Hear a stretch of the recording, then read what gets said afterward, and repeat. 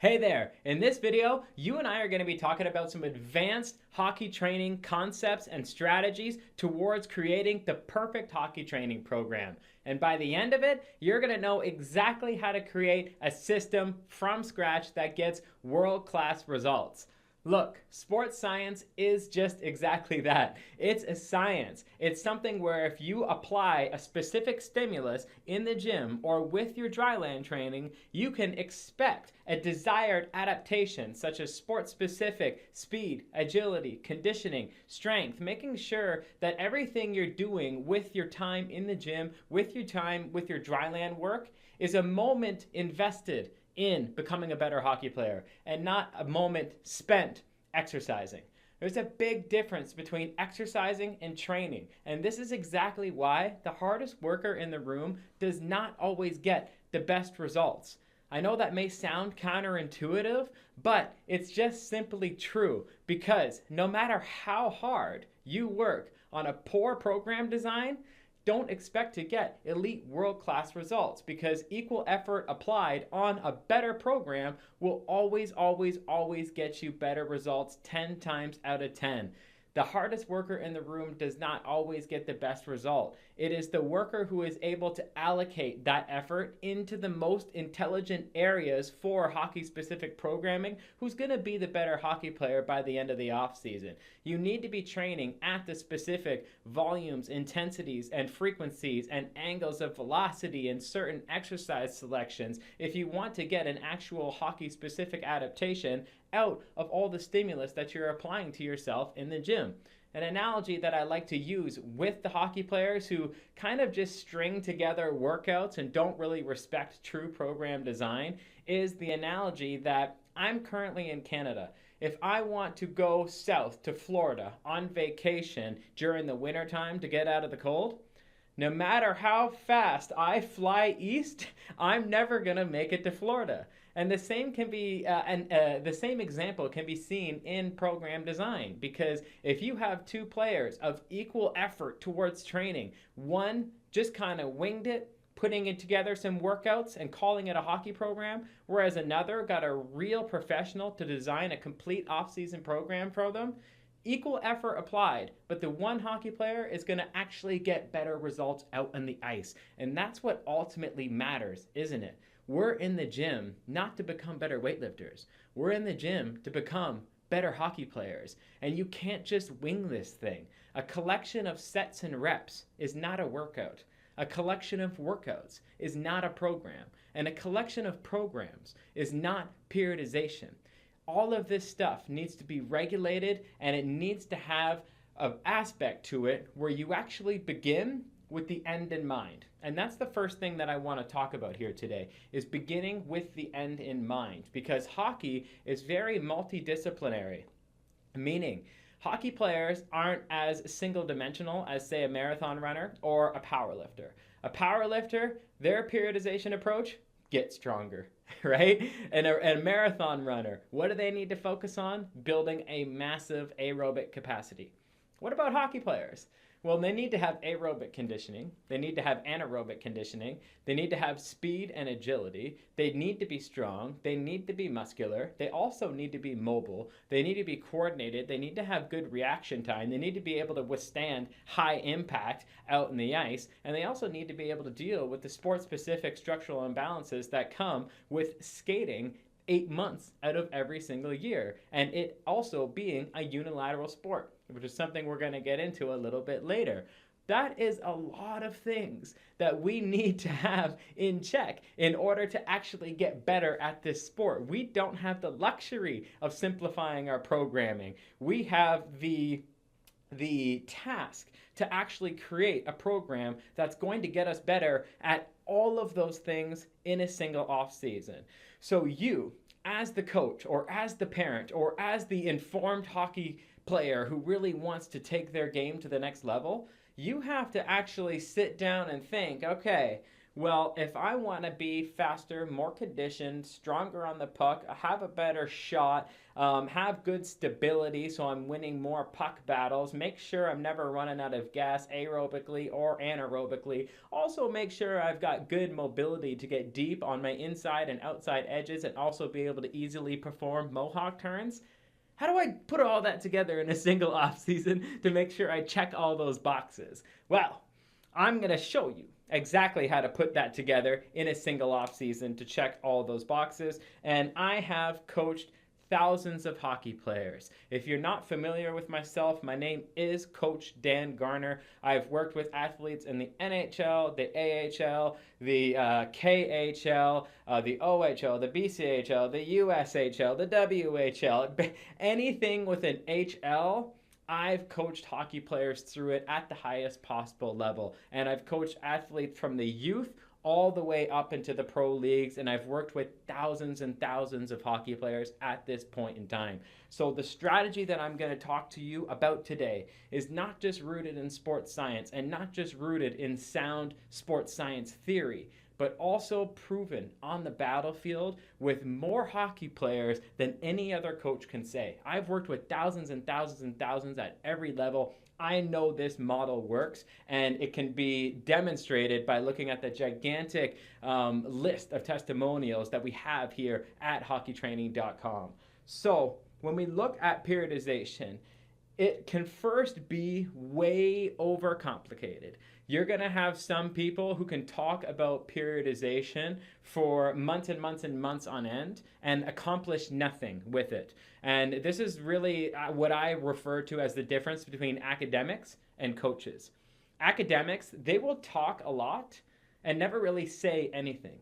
Whereas a coach is like, okay, I listened to all that regulation of intensity, volume, and frequency, but what the heck do you actually want me to do, right? I'm a coach. I'm not this academic. I'm a coach, which means if I don't put up, I gotta shut up. My athletes want results out of me. They don't want a textbook out of me. They want results out of me. So you're gonna come across people who really overcomplicate periodization, but I'm gonna uncomplicate it for you right now.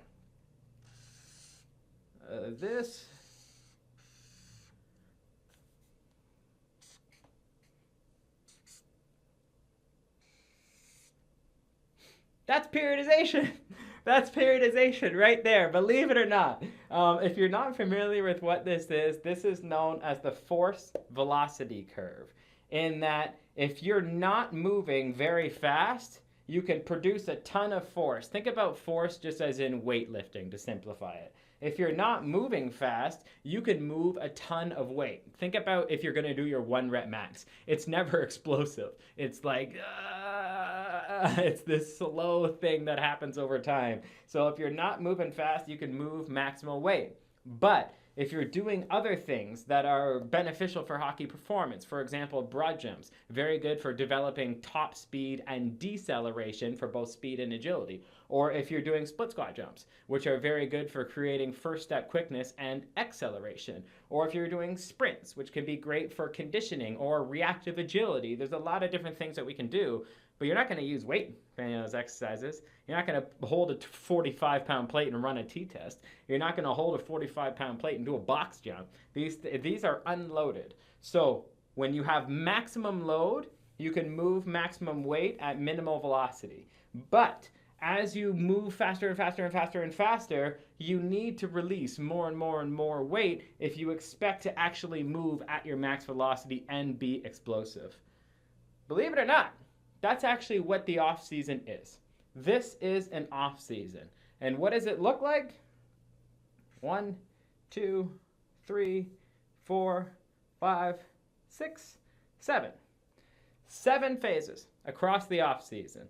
That is how I set up my off season for hockey training players that come my way. I prefer a block periodization strategy. Now you're gonna come across people again who are really gonna overcomplicate this, and they're gonna throw linear periodization, block periodization, daily undulating periodization, weekly undulating periodization, how they intersect macrocycles, mesocycles, microcycles. All of that stuff is incredibly high tech, but by the time they finish explaining it to you, me and my hockey players are going to be on the beach toasting to another championship win, okay? Block periodization is my preferred method. Do I teach all the methods inside of the Hockey Training Specialist course? Yes, I do, because there's a time and a place for each tool. But in perfect world, this is how you would set it up. So we've got phase 1, 2, 3, 4, 5, 6, 7. This is our off season. Ideally, this would be across about a 6-month period. Phase 1, believe it or not, is not up here on the force. This is actually where phase 2 is going to come into play. Phase 1 of the off season is immediately post playoffs, and it's what I refer to as the regeneration phase. When you're post playoffs, you should be going through an active recovery phase anywhere from 1 to 2 weeks in length. This active recovery phase largely consists of just body weight only movements to offset the structural imbalance issues that the end season creates. You know, I've got a saying that I always say to my hockey players: if you can't do it, don't load it. And what does that mean? Well, we've got a lot of hockey players who actually can't do walking lunges without having balance problems. You got hockey players who actually can't break parallel on a bodyweight squat, and yet they want to do barbell squats. You know, you got hockey players who can't balance to do an anterior reach or a T-stand, and yet they want to do high velocity movements that require a ton of ankle stiffness, such as a wall march or skater bounds. If you can't do it, don't load it with either weight or velocity. You're not ready for that yet. So in order to actually create, I actually call it the slingshot effect. Within the regeneration phase, it is done at a very low volume with low intensity. Why? Volume representing the amount of sets and reps you do, and intensity representing the load that is presented to you. It is done in both low volume and low intensity to facilitate active recovery postseason. You've just gone through the grind of a long season, maybe long playoffs. You need 1 to 2 weeks to dial things down a bit. Have your training be a low enough volume and low enough intensity to act as an active recovery phase so you can fully recover any nagging injuries from the season, get your glycogen refilled again, get the nervous system, you're systemically and locally recovered. All that stuff should occur before you enter phase 2. But the regeneration phase, it's really about offsetting structural balance issues and reintroducing certain mobility methods to get you back to where you need to be a functioning, balanced machine. Look, hockey is a unilateral sport, meaning you are only playing on one side of your body for 8 months at a time. So if you're a left-handed shooter, you're always shooting on the left side, you're always passing on the left side, you're always rotating on the same side, you've got a preferred leg to take off with, and not only are you always on one side, but you're also asymmetrically in shoulder flexion, because if I'm a left-handed shooter, I'm externally rotated here and internally rotated here. So now not only do I have strength imbalances from rotator cuff from one side to the other side, internal and external, but I've also got mobility issues now because of an asymmetric loading for so many months on end. There's a lot of aspects in the regeneration phase that we got to correct right away. For example, when you're skating, your toes aren't forward like you are running, so it creates a lot of structural imbalance issues, specifically within the hamstring. Due to the ankle articulation, while you're skating, the toes are pointed slightly outwards, which means we are very much loading our glutes, our vastus lateralis, and our biceps femoris. Glutes, the butt. Vastus lateralis, outside muscle on the thigh. Biceps femoris, 1 out of 3 hamstring muscles in that complex. So we have a strong biceps femoris. But what about the other 2 muscles within the hamstring, the semitendinosus and the semimembranosus? They are notoriously weak in hockey players immediately after the in season.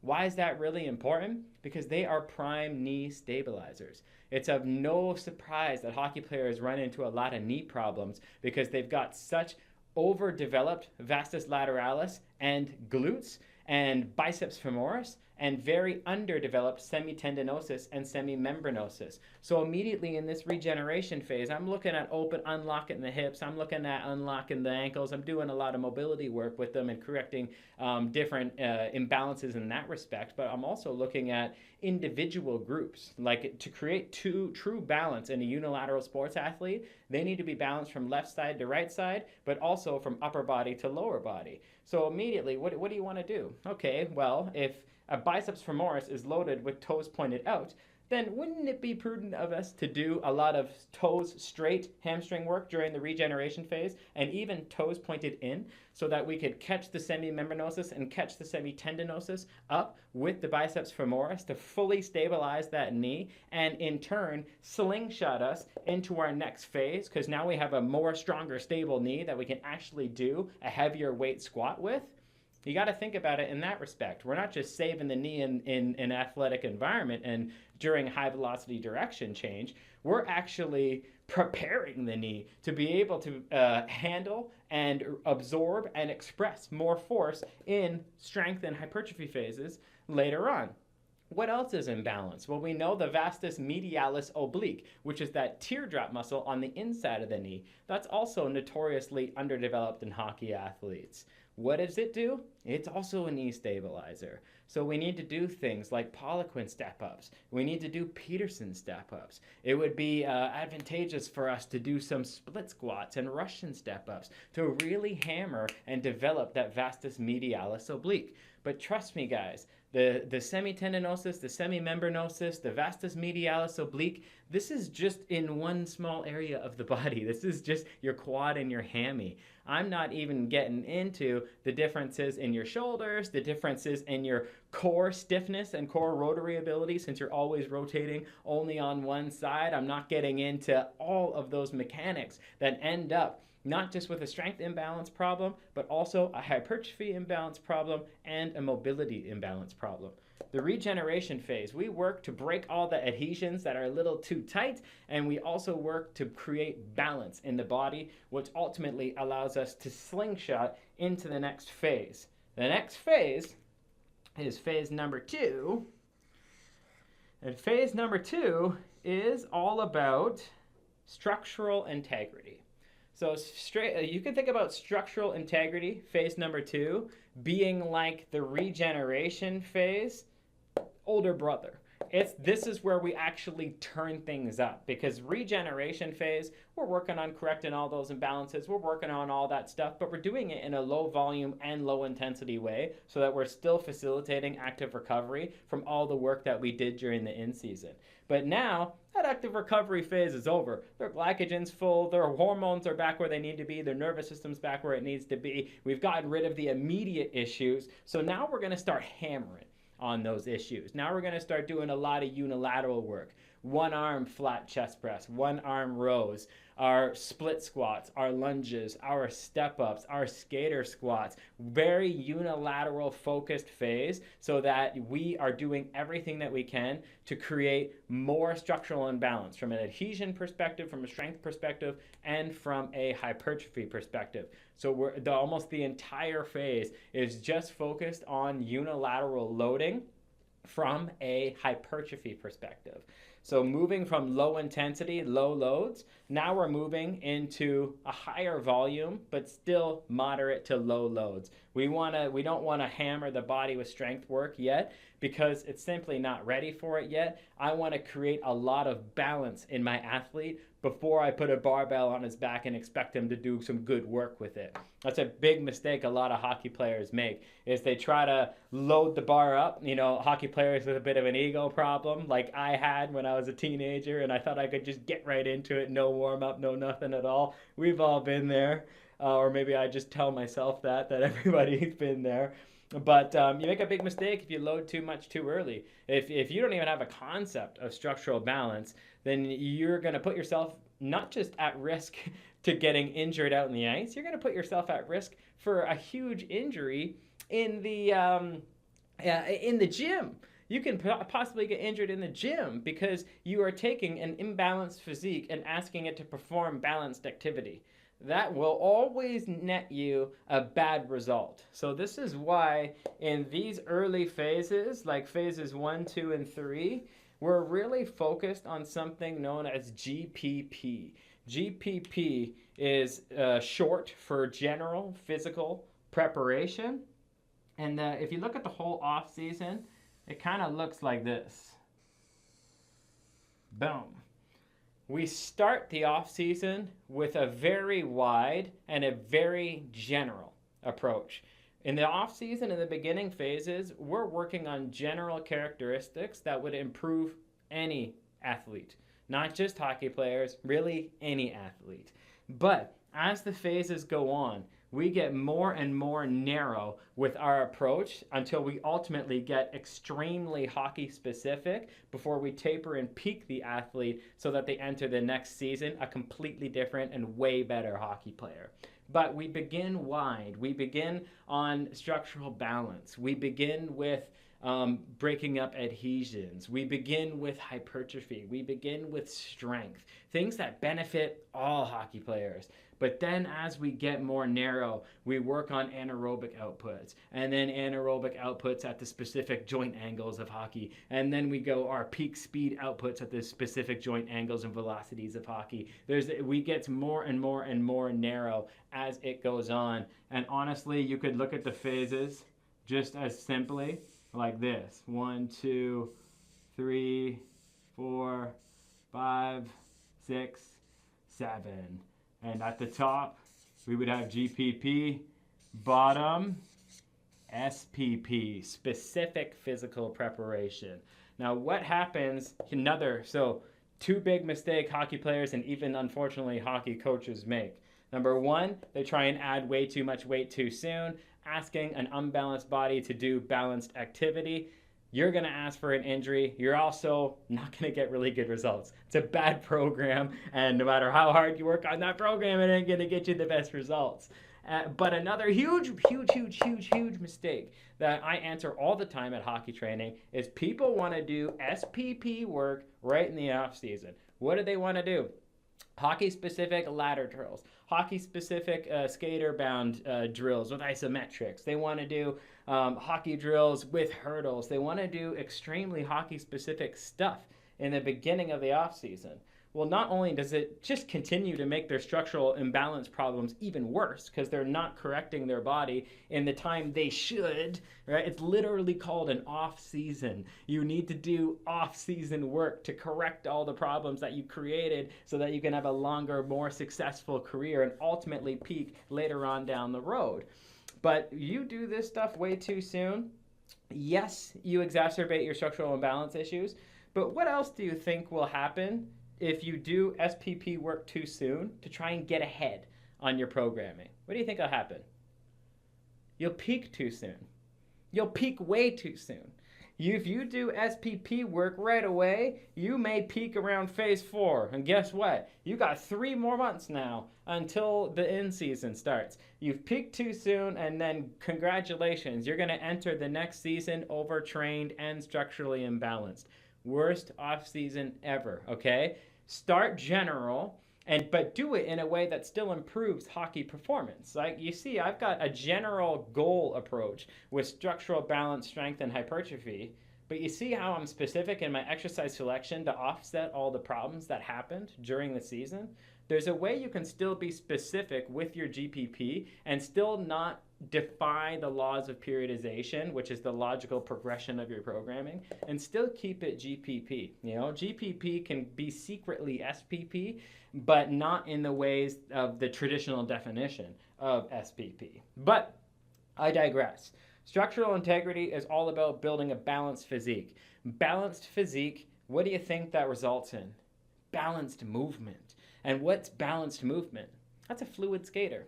That's a fluid athlete. When I think balanced movement, I think athlete.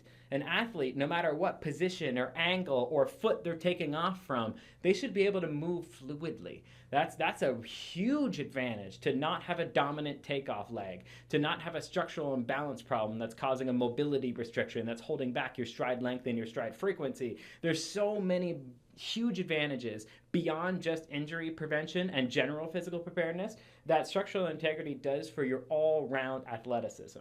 Okay, so now we've got an active recovered, an athlete who went through an active recovery phase to become fully recovered after the season, and we already dealt with a lot of issues in the regeneration phase and brought him back to life and slingshotted him into the structural integrity phase, which ultimately ended up creating a balanced physique that is ready to move fluidly and is more prepared for harder training than ever before. And from a sports science perspective, this structural integrity phase is very much hypertrophy regulated in terms that we're looking at building muscle mass. So like the average hockey player might be like, hey, I'm on a bulking phase. I'm looking bigger. I'm looking good. And they can think that. That's fine. But you know in the back of your head that this is the main goal. They're going to look better. They're going to feel better. But at the same time, they're going to perform better. And that's what's most important. But now that they're balanced, are they ready to get a load? Are they ready to actually load a bigger movement? Yes, they are. Now, there's not going to be any risk of injury, and they're going to have a bunch of muscle mass to make this phase so much more productive during this time. So, phase 3, now we have the strength phase. Our marker's running out a little bit here, but now we have phase 3, which is strength. Now they are ready. They're balanced. They don't have adhesion issues. They don't have the hypertrophy and strength imbalances from one side to the next. Now they can work on strength. Strength is really important for hockey. It's very important. And yes, sure, there's a point of diminishing returns, right? Do hockey players need to be stronger than couch potatoes? Of course. But do they need to be as strong as powerlifters? Nah. This is why we don't do strength all off-season long. But strength is not to be underestimated. When you're strength training, it doesn't just give you stronger muscles so that you have a harder shot, so that you're harder to knock off the puck, so that you win puck battles, but strength actually makes you faster. That's something that's very underrated. And an example that I like to provide from a hockey player so that they get it, or for the parents so that they wonder why Johnny isn't doing cone drills and they wonder why Johnny is doing strength work with my programming right now. Well, the analogy and example I like to give them is strength is incredibly important for speed. So let's just imagine that more specifically relative strength, so how strong you are in relation to your body weight. Well, let's imagine that you and I are both 180 pounds, but you can leg press 300 pounds, and I can only leg press 400 pounds. Well, when you are thinking about the ground reaction forces that are happening during hockey, you need to press downwards and then back and diagonally in order to begin your skating stride. It's down, back. You're pressing that force with your lower body into the ground, which will ultimately propel you forward. Well, if you can leg press 600 pounds and I can only leg press 400 pounds, and yet we're the same weight, well, you're expressing 300 pounds of force down and backwards into the ice to propel you forward, whereas I'm only expressing 200 pounds per leg. You're expressing 300 pounds per leg down and backwards into the ice to propel you forward. I'm only expressing 200 pounds per leg down and backwards to propel me forward. But we're the same weight. What does that mean? You've got more explosive speed than me, but you also have a longer stride length because you are stronger per unit of body weight, which means that your stride is boom, you're able to propel further than I am because you're the same weight, but you're stronger. This is incredibly important. Now, this increases your total force capacity. So this actually, the strength won't give you speed. Strength, what it does is it increases your potential for speed. And we're going to revisit that concept here in the next phase, but I just want you to know that speed potential is increased with strength training, so is your muscles, so are your tendons, ligaments, and bones. They all become stronger during this strength training phase. And we also we're harder to knock off the puck. We win puck battles a lot better. We have a harder shot from this phase, but we also just increase our confidence out in the ice. Because let me tell you something.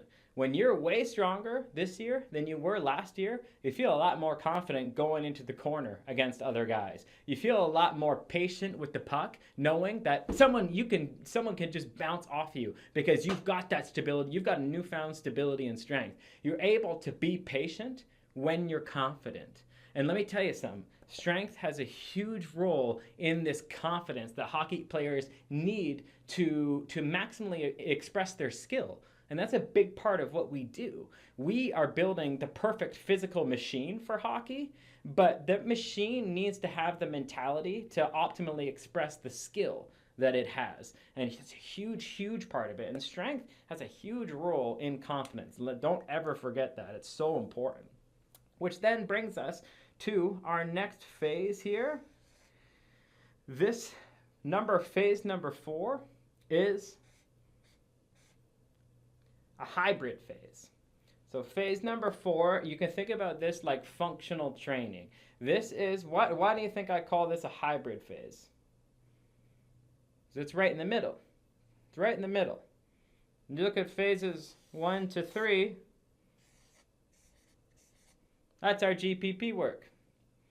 You look at phases 5 to 7, that is our pure SPP work. We're really hammering on hockey-specific outputs so that we peak at the right time coming into the next season. But when we've got our hybrid, what's our hybrid? Oops, I wrote that wrong. But that's GPP plus SPP. That is both. So we do pure GPP work in the beginning, but in a secret SPP hockey way. I know we'll go over that another time. I don't want to be too confusing right now. And then we do our pure SPP work in the later phases. But this hybrid phase I call it a hybrid because this is when we're transitioning. Now is the right time to transition. Okay, we've got a recovered body. We also have a structurally balanced and fluid moving body. We also have our tendons, muscles, ligaments, and bones incredibly strong and producing a ton of force. And now we're actually doing this hybrid work. And the hybrid work, that's when we start doing a combination of GPP and SPP. So here, this is when you start to see a big increase in the anaerobic conditioning, speed, and agility department. So during our GPP phase, we want to focus on aerobic power and aerobic capacity because hockey players need to have an aerobic conditioning base, but hockey is not an aerobic dominant sport.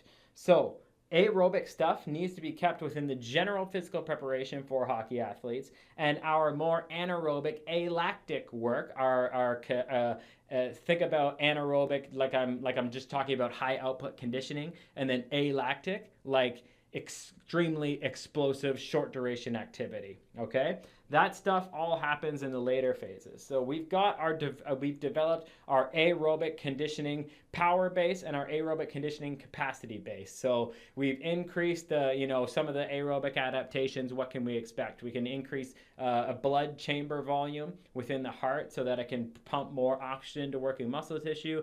It'll increase the amount of mitochondria density within a muscle cell so that it's more aerobically efficient. And one thing a lot of people don't know about aerobic training is that it actually makes your anaerobic training better, believe it or not. When you are training anaerobically, you're using things like phosphocreatine and stored ATP in your muscle cell to perform this anaerobic and alactic ability. But during your rest periods, how well developed your aerobic system actually restocks your muscles with the anaerobic substrates they need to have another good set. So if you only do anaerobic work all the time, yes, you'll be anaerobically conditioned. But if you have an aerobic base and then you do anaerobic conditioning, you'll actually recover faster in between sets. So you increase the capacity for your anaerobic output and you also increase the quality of your training. So a lot of this stuff, it's prepping everything for that SPP work. And this is when we start that transition. This is when our movements, not just with our dry land work, with the speed, conditioning, agility, that stuff starts increasing more as we drop off of the tempo runs we're doing for aerobic conditioning.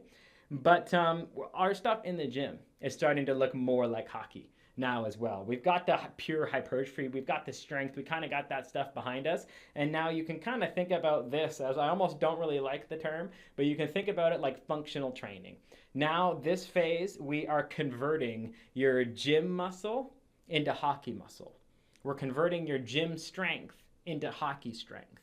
That's what we're doing with this transition into SPP, which ultimately then brings us to phase 5, which is your power phase. Now, what is power? Power is your rate of force production. Power is how fast you can express the maximum strength you gained in phase 3. That is incredibly important. So just think about power. A lot of people mistake power and strength. So I'm going to just go over a quick example here. Power and strength are not the same thing. If you and I both have a max deadlift of 400 pounds, but you can deadlift it faster than me, you're considered the more powerful athlete. Why? Well, our total strength was the same at 400 pounds, but since you could do it faster than me, you're more powerful than me. Now think about that. What does power sound like? Increasing your rate of force production, increasing the time, you're decreasing the time it takes for you to get to your maximum strength output. What does that sound like? That's explosive. That's being as explosive as possible. When you can reach your max force capacity in as little time as possible, that's when you start seeing first step quickness. That's when you start seeing explosive starting speed. That's when you start seeing acceleration out in the ice being taken to the next level. You can think about strength like building up the horsepower of an engine, whereas power like that accelerator. A Mack truck has incredible horsepower, doesn't it? But it would lose to a Honda Civic in a quarter-mile race. Why would the Civic win? Because of that acceleration. You know, the Mack truck, incredible horsepower, terrible acceleration. So it gets dominated by athletes who, or dominated by cars that just have a better acceleration. But this is why you see, like, powerlifters are slow as heck. Powerlifters, they're some of the worst athletes on the planet. And that's because they've got a whole lot of horsepower, absolutely no acceleration. They don't train for it. Hockey players need both. So in our off season, we need to develop that horsepower, but then we eventually got to bring the accelerator into play at the same time. And that's when we do this power work. This is when we convert our horsepower into a high performance Ferrari. We're converting our Mack truck. We're keeping the same amount of horsepower that the Mack truck had, but now we're just putting that horsepower into a Honda Civic. So it's in a way lighter vehicle and it could just absolutely take off like a freaking drag race car.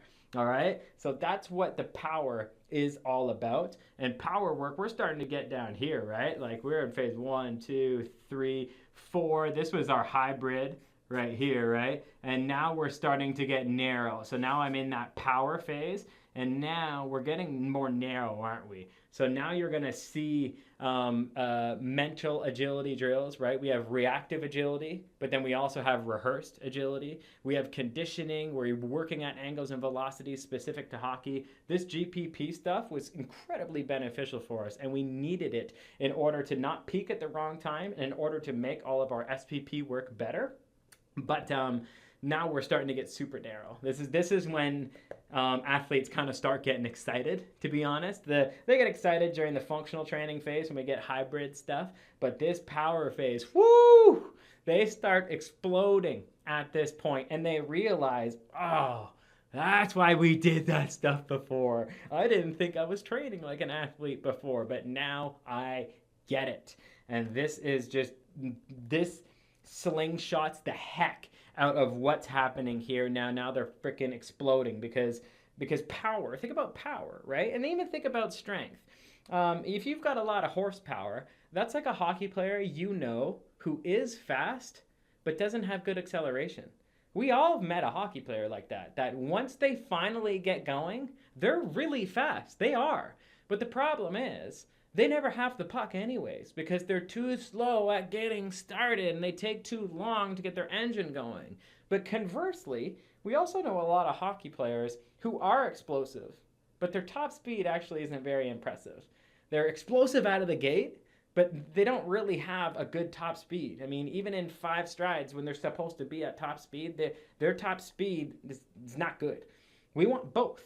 We want all the horsepower for an amazing top speed, but then we want to be able to get to that top speed in like 2 strides. Like we want to be McDavid. We want to be in 2 strides and we're already way ahead of the pack.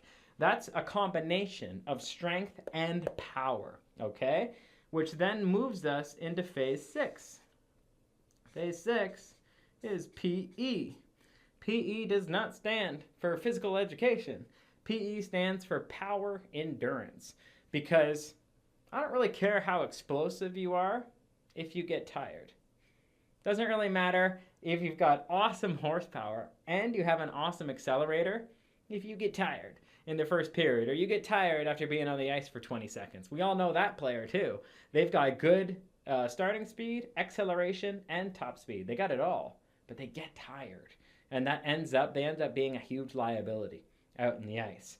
Power endurance is exactly as it sounds. We created our explosive power and speed in this power phase, but now we're training it in a way where we can maintain that explosive power and speed. Because I don't want you explosive and powerful for just the first period or second period.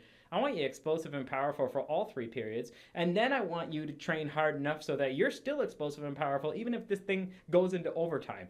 You're the go-to player who still has gas in their tank, and the coach is like, yep, you get out there, stay out there. And you're like, yes, coach, let's go. I'm ready. I feel good. I've got my wind. I don't have heavy legs. I'm ready to rock and roll. That's what this phase gives you. This phase, this is high volume training and high speed. It's everything. This is when we're throwing everything and we're throwing the kitchen sink at that hockey player, because what are we going to do right after? We're going to taper and peak them. Tapering and peaking is a representation of manipulating the fitness fatigue model to work in your favor. So as you build hockey-specific fitness, as you train hard, your hockey-specific fitness is going to go up. But since you're training really hard, your fatigue is also going to go up. Now, they nullify each other. That's what overtraining is. That's what overreaching is. That's what under-recovering is. However you want to say it, that's what it is. If your fatigue matches your gains, you're not going to express your optimal ability out in the ice. So what does a tapering and peaking phase do? Well, you did all that work to get hockey-specific gains, and then all that work cost you a ton of fatigue. But tapering and peaking includes enough training volume and intensity to maintain this, but decreases the volume and intensity in comparison to the phase before it, so that your fatigue goes away, but your hockey-specific results peak.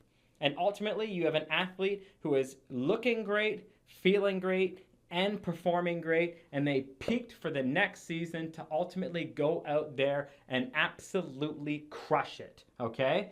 This is ultimately where we're at. We have just landed. We started wide, we're ending up smaller now. We've gone through GPP, we entered into our hybrid phase programming, and then we entered all the way down into tapering and peaking. How did we do it? We did a regeneration phase to correct imbalance problems and make sure we have active recovery. Then we slingshotted from the regeneration work, because now we're feeling our muscle and nervous system are ready to rock and roll. We're ready for bigger training. Now we're going to do a hypertrophy focus phase, but the hypertrophy is going to be focused towards structural integrity to create a balanced athlete for balanced fluid movement, reduce injury risk, and put some good muscle on them.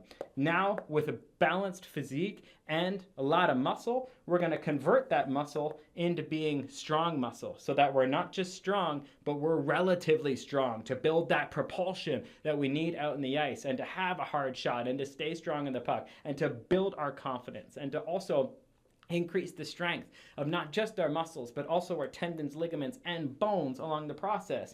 After that, We've done all this groundwork in the GPP world. We've done all that with our physique and with our aerobic power and aerobic capacity, only to lead us into the hybrid phase where we start turning your strength into hockey strength, turning your muscle into hockey muscle, turning your aerobic base into sport-specific anaerobic conditioning for hockey. We're doing all this in this functional training hybrid phase where we eventually put some explosive power on you so that we turn your hockey horsepower into hockey acceleration. So your first step quickness is extremely explosive.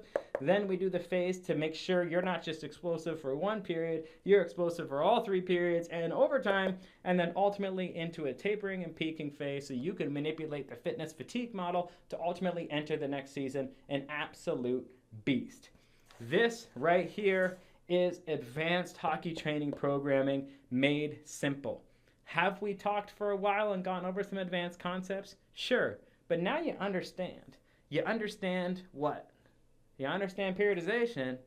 You also understand that we started with the end in mind, and then we absolutely knocked it out of the frickin' park, didn't we? Because this whole time, we're still doing our mobility work. We're still doing everything we need to do.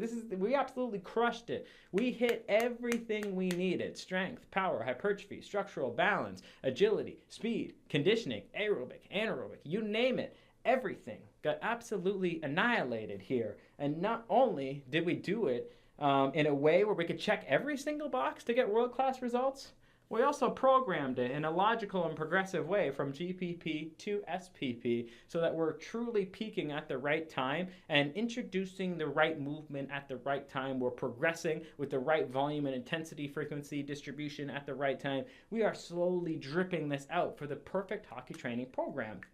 But as a coach, you want to be able to explain things simply to your athlete. So what do I like to do? Well, I like to, you and I can talk more advanced about this stuff, right? It's a little bit boring, kind of boring, right? When it's regeneration, structural integrity, strength, hybrid, power endurance, right? They're just concepts in sports science. But to get an athlete excited about it, the regeneration phase already sounds kind of cool, right? So they can already get excited about that. They're also just excited to take some time off after the season. But what about the next phase? Let's not call it structural integrity. Let's call it bulletproof structure. So the athlete gets it and they're excited about it. They know it. They want bulletproof knees, bulletproof hips, bulletproof shoulders. They're correcting all those problems. And then instead of a strength phase, why don't we call it hockey horsepower?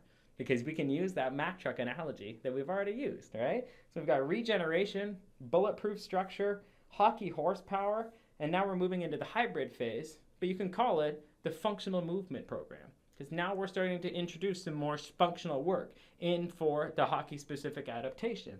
And anything functional, hockey players like to hear that, right? So they get it immediately and they're bought into the process. And that's a huge part of it, right? A program that you're bought into will always give you so much more results than a program you're not bought into, regardless of how well it's designed.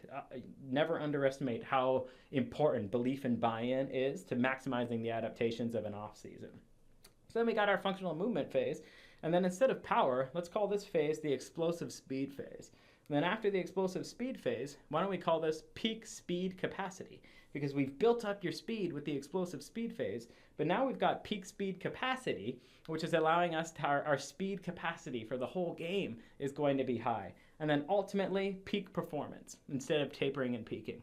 All this stuff makes it more exciting. You've got more belief. You've got more buy-in from your hockey player. It also just makes easier sense, not just for your hockey player, but also for you, right? Regeneration, bulletproof structure, hockey horsepower, functional movement, explosive speed, peak speed capacity, peak performance.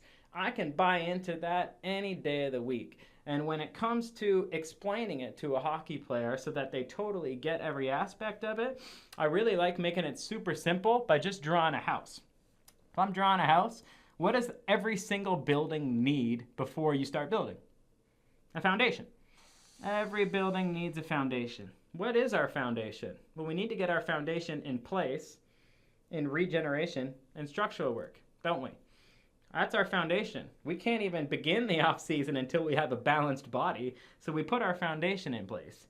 Then, after we have our foundation, what else do we have to build? Walls. The walls come next.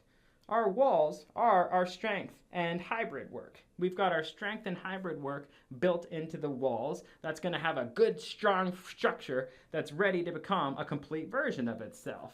Then we're going to throw a killer roof on this thing. And believe it or not, I'm not an art major, so this is the house that you get. But that roof is going to be our is going to be our explosive power phase. So we've got what? We've got our foundation. We've got our the wall, which is our foundation, is our regeneration and structural integrity. Our wall is our strength and hybrid phase. And then we've got a roof, which is our explosive speed. But we need to get inside this thing, don't we? So we've got a sweet door. We've got a sweet window. And the door and the window, they're our power endurance. And then lastly, this thing's got to be prepared. So we're going to put a beautiful lawn on it. And we're going to invite some friends over so they can come hang out with us. That's the tapering and peaking phase. Why do I go through that example? Not because the house is an amazing representation of what we just talked about, but because the house is a representation of the laws of architecture. That's what you need to take home, okay? Hockey athletes always want to jump ahead. They want to do SPP work or heavy work before they go through the beginning stages. But that's like putting the walls up on no foundation. What happens when you put walls up on no foundation? They're just going to collapse. The whole thing is going to fall down. What if you try and put a roof on something that doesn't have a foundation or walls?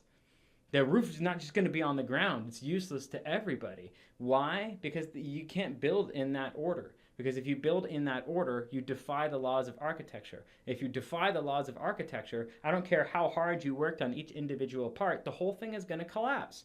That's what periodization is about. You can't defy the architectural laws of setting up the perfect off-season for a hockey player. So use this analogy to make sure that your hockey player knows, okay, look, man, I agree with you.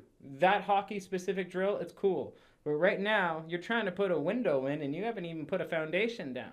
You've got the cart before the horse here. It's not making any sense.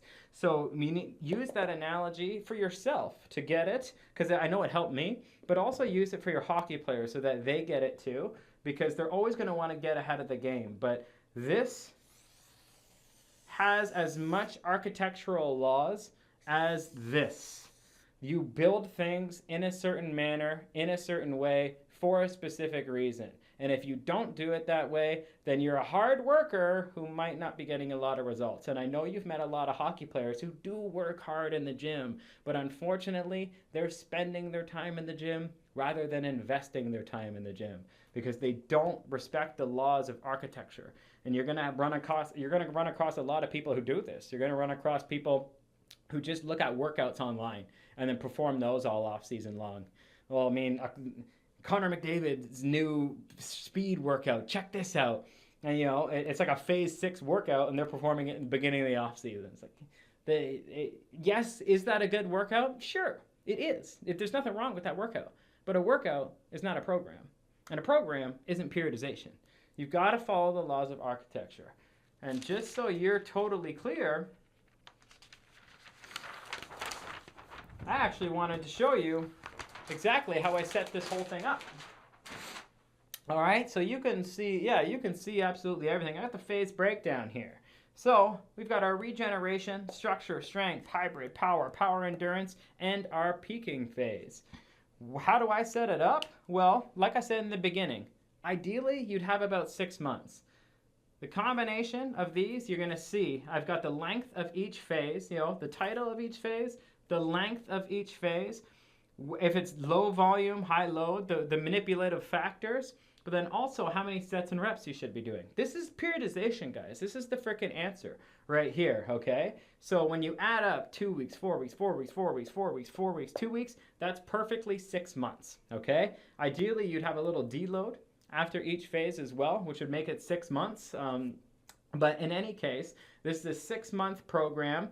Can you make it longer or shorter? Sure. I would keep regeneration at 2 weeks and keep the peaking phase at 2 weeks. And then I would never have a phase shorter than 2 weeks, but I would also never have a phase longer than 8 weeks. So you can manipulate the main phases, but never shorter than 2 weeks and never longer than 8 weeks at a time, and never train for 8 weeks without a deload for sure, but never the peak and the regeneration, never longer than 2 weeks, but also never shorter than 1 week. All right, so keep that in mind. We've got our regeneration phase. We've got low volume, low load, because this is active recovery, but we're working on fixing those problems. But we're gonna do 6 to 10 sets per week per body part. And it's gonna be low load, so anywhere from 8 to 20 reps, ideally really light weight training or body weight only. They both get the job done in the regeneration phase. Think about not even being on that force velocity curve yet. If we can't do it, we're not gonna load it. So low volume, low load, 6 to 10 sets per muscle group per week, 8 to 20 reps per exercise. Getting into the structural integrity phase, this is hypertrophy. For those of you familiar with that, I take the structure route because that's my goal for hockey. I'm not just building bodybuilding hypertrophy, but it follows the same laws of volume, intensity, frequency as hypertrophy laws that we know from sports science. So you're gonna do it for a month, high volume, moderate load, 12 to 20 sets per muscle group per week, 8 to 15 reps. Now, I know you might be thinking, 12 to 20, that's way different. Well, there's got to be a lot of variation there, because if you're doing back work, for example, and you're comparing rear delt raises with a deadlift, one's going to be a lot more fatiguing than the other. So understand that there's flexibility here, but that's based upon your exercise selection and not the goal, all right? Just make sure you stay within this and be reasonable with your exercise selection. And we know that for the best hypertrophic gains, reps of 8 to 15 are ideal for the best possible result. Can you still make size gains going less than 8 reps and higher than 15 reps? Yes, of course you can. But best case scenario, you stick within these rep ranges, which brings me right into the next one, which is strength. Strength, we're switching it, right? We went from high volume, moderate load, now we're going to low volume, high load. And if you notice from the block perspective, we went from low load to moderate load to high load. So we're slowly, if you were listening to what I was saying previously, we're slowly building up the body to be ready to lift the highest loads, because now we're only working in the 4 to 6 rep range. So that's heavy bench press. That's pretty heavy squats. Those are heavy deadlifts. You've done failure sets or even reps in reserve sets. So if you're leaving 1 to 2 reps in reserve per set, it's still incredibly a lot of weight for anybody to handle. So a month of strength work, this is our horsepower, 10 to 12 sets per body part per week at 4 to 6 reps. Something I haven't mentioned, I like personally at least a 2 time per week frequency for body parts. So if you're doing, say, 10 sets of strength work for the legs in 1 week, I would way rather you do 10 sets Monday, 5 sets Monday, 5 sets Thursday, something like that, as opposed to do it all in one session. Because if you do, say, 10 sets of 4 to 6 reps of squats just on Monday, the training quality between sets 6 and 10 are going to be a lot lower on Monday. It's one of the biggest reasons I like a twice per week frequency, or even more at times, because if you did 10 sets of squats on Monday, can you imagine comparing it? If you did 5 sets Monday and 5 sets Thursday, your first 5 sets are very quality, and then you start fatiguing, the technique gets bad, the range of motion might get lower, and you increase your risk for injury. Whereas if you just separate the two, you still get the same amount of volume in, but you get way higher quality volume. And that's what your whole off season should be about, quality, not quantity. So we're in strength now. Those are the main recommendations. Our hybrid programming, now we're in the middle ground. We're doing moderate volume and moderate load. We're transitioning now into a more functional based model. 12 to 15 sets per muscle group per week, 8 to 15 reps. Power, now we're moving into something where speed is the primary factor. So yes, it's a 1 month phase, but we're power, we're here. 1 month phase. But now we're at low volume, high speed. So instead of being moderate load or high load, now we're moving speed. Speed is one of our prime indicators for programming at this point in time. We're going to do 8 to 12 sets per muscle group per week, and we're going to do 5 plus 3. What do I mean by that? Well, ideally in a low volume, high speed phase, you would do like a type of contrast method where you would do 5 reps of, say, heavy barbell squats, rest 15 to 60 seconds, depending on how you're setting it up, and then do 3 explosive box jumps. So it was vertical loading, heavy, and then rest, and then vertical unloading afterwards with explosive work. So that's what I mean by 5 plus 3. That would be ideal for your power phase, a type of contrast method. For power endurance, exact same outlay, except now we've got 5 plus 5. So now if you do 5 plus 3, you could do 5 heavy reps, rest 60 seconds, 3 box jumps. Whereas power endurance, I would have you do 5 heavy reps and then immediately 5 box jumps. So now we're training the explosiveness, but we're doing it with less rest so that we get power endurance out of the deal, thus stay explosive all game long. Of course, everything I'm saying here is in reference to what you're doing in the gym. The speed, agility, and conditioning models, they look a little different. I talk about them in my hockey training specialist course. Lastly, we've got our peaking phase, only 2 weeks, low volume, but peak speed. So when we are tapering and peaking, we only reduce volume. We don't reduce speed. We want to move faster than ever before. And the reason why power and power endurance both say high speed, but peaking phase is peak speed, is because in this phase, you can expect them to make all-time PRs. This is when they're setting personal bests for themselves, personal records, whatever you want to call it. This is when they're moving at a brand new peak speed that they've earned all off season long, but we're doing it in a low volume. So it'd be a 5 plus 5, but we're decreasing the volume in terms of how many sets they do per body part per week, but they're keeping the same reps and the same speed, same intensity. All right? So this is exactly the phase breakdown. We talked about the force velocity curve. We talked about breaking down periodization. We talked about transitioning from GPP to SPP. We talked about breaking this entire structure down. This is periodization, you guys. And you want to just make sure you understand that GPP to SPP component. I don't want you to throw that out the window, because when you're thinking about GPP and SPP, GPP is general, SPP is specific.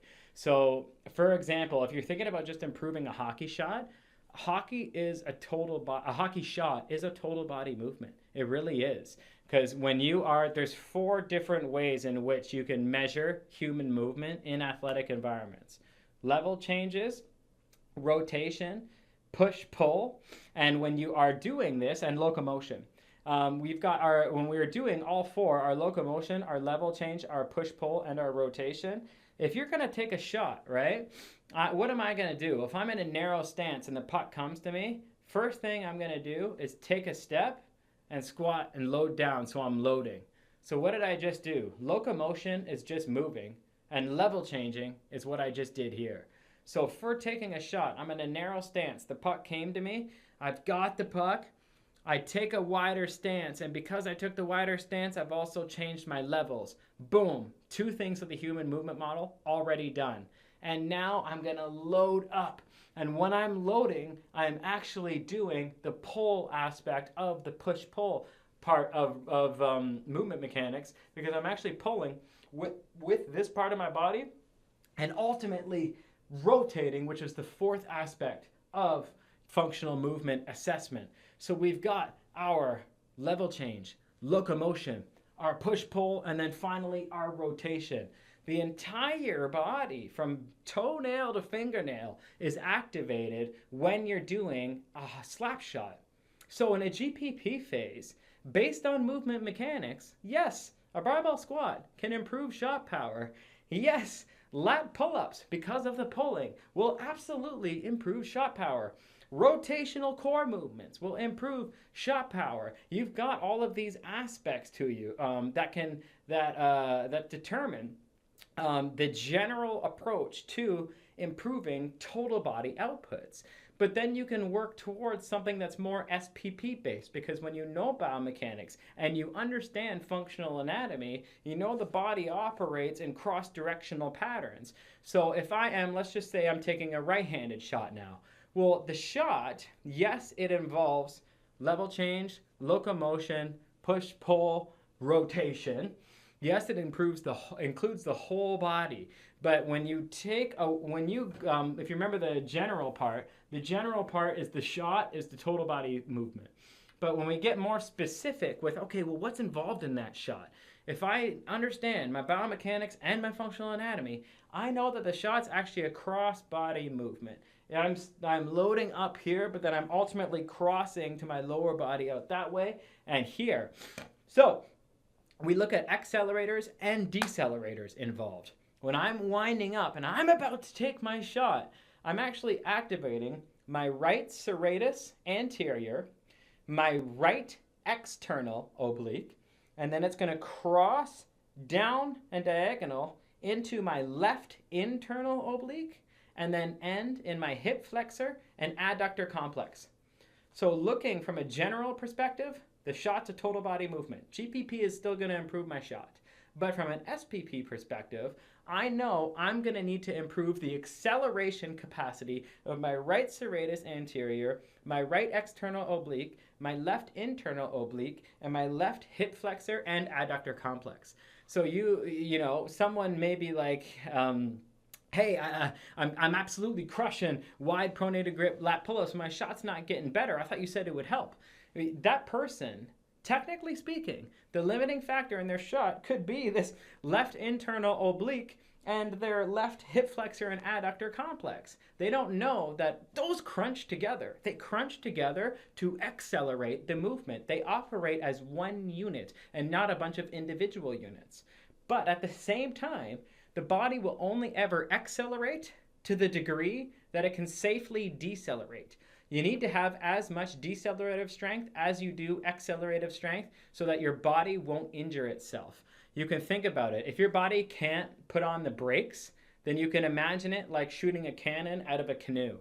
If you're not stable enough to deal with your own velocity, well, then you're putting your own body at a risk for injury. And the body won't have that. The body will literally neurologically decrease the amount of muscle fibers that you can recruit so that you don't hurt yourself because you're too powerful for your own good. So the accelerators are operating in this pattern, but they will only ever accelerate to the degree that my decelerators can put the brakes on. My decelerators are the same line across the back.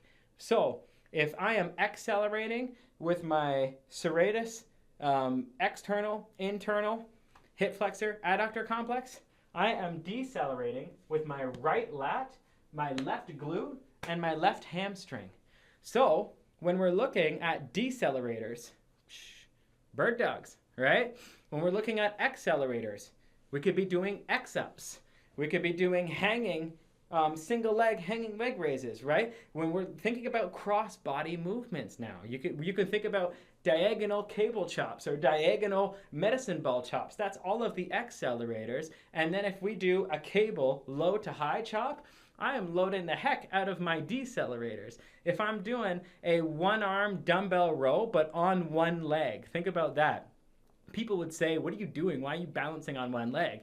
Well, if I'm balancing on my left leg and I'm rowing with my right arm, that sounds a whole lot like right lat, left glute, left hamstring to me. Those are all of the decelerating muscle groups involved in the hockey shot. So someone might look at that and be like, yeah, but you're not lifting as much weight as you optimally could. So why would you do that? Hey, back up, bro. You back up. I'm in the gym to become a better hockey player. I ain't in the gym to become a better weightlifter. You got to get your facts straight because right now I'm in SPP. I already did my strength work back here. I'm in SPP now, so I'm going to do what I need to do to maximize the accelerators and decelerators involved in hockey-specific movement, okay? I hope all of this makes sense. I hope that, as you can see, I hope you're as passionate as I am about building truly world-class hockey training programs. If you want to be able to understand all of this to the degree that I do, make world-class hockey training programs effortlessly from scratch for every hockey player who comes your way, make sure you always start with the end in mind and just completely blow coaches, parents, and players away with the results that you get for your programming, make sure you sign up for my hockey training specialist course, because I go over in-season programming, off-season programming, injury management for hockey players, all the energy systems, the anaerobic lactic, the anaerobic alactic, the aerobic, how to manipulate and train those, how to periodize. I even give you templates for periodization, templates for workouts, templates for speed, agility, quickness, conditioning, done for you stuff, so that you can go in there and not just have access to all of the how you would ever need for hockey training program design, but also get access to all of the why and scientific references to back up everything that you're doing, so that you are the go-to coach in your area who gets the best possible hockey results. All right? Join the Hockey Training Specialist course, and let's change the world with amazing hockey training programs.